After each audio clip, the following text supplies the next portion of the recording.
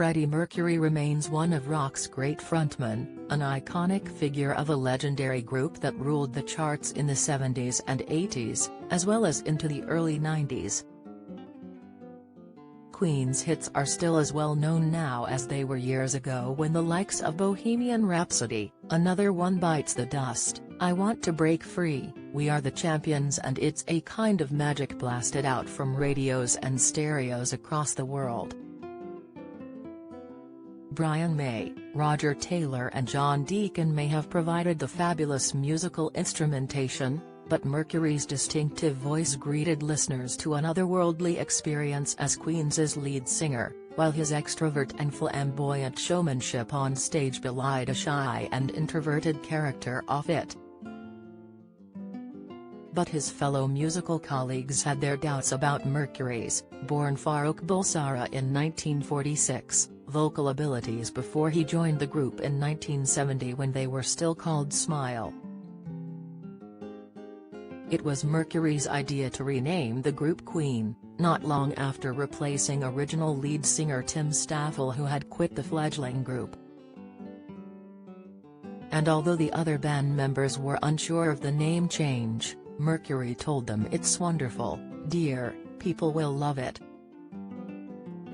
Before joining, Mercury, a friend of Staffell's, had been a keen fan of Smile and was desperate to become their lead singer, but had to wait until Staffell departed. The band members, though, while realizing he exuded stage presence and charisma in abundance, were not too sure about his vocal chops, as drummer Roger Taylor, who ran a stall with Mercury in Kensington Market, still remembers his first meeting with him, telling Smooth Radio, "It was at my flat in Shepherd's Bush.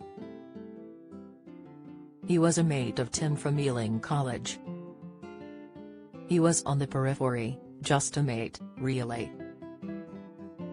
He had musical aspirations, but we were quite good players and we weren't really sure if he could sing." Don't miss.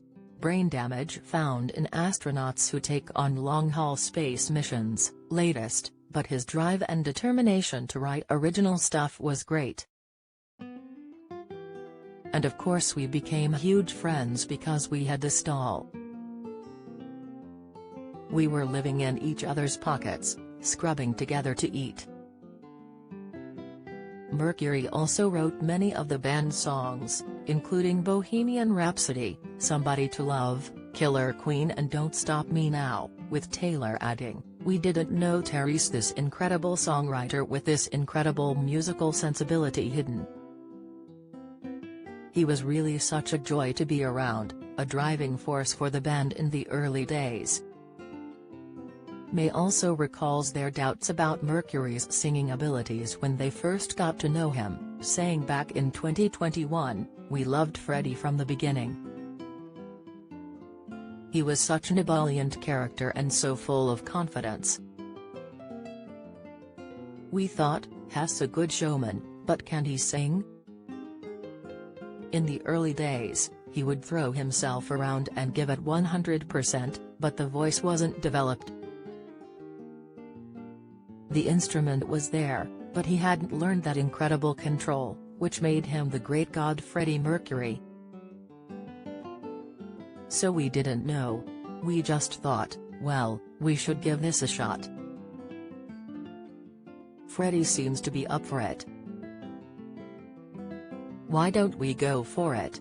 And on his first meeting with him, May said in 2013, he came to see us play, we were in this little group called Smile and Freddie came along to watch. He was really enthusiastic and really full of energy, like he always was, and he came back and was all this is great, but you're doing this wrong, and this wrong, and this wrong. What you need is me. He looked like a rock star in those days, absolutely. He acted like a rock star. He was a rock star, always. He was born a rock star.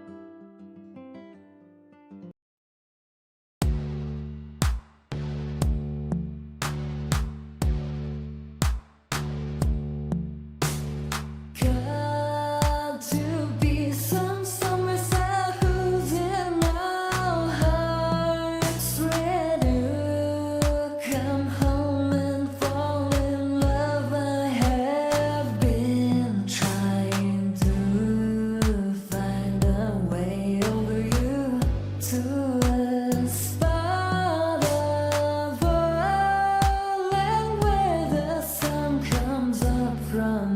lover. Now take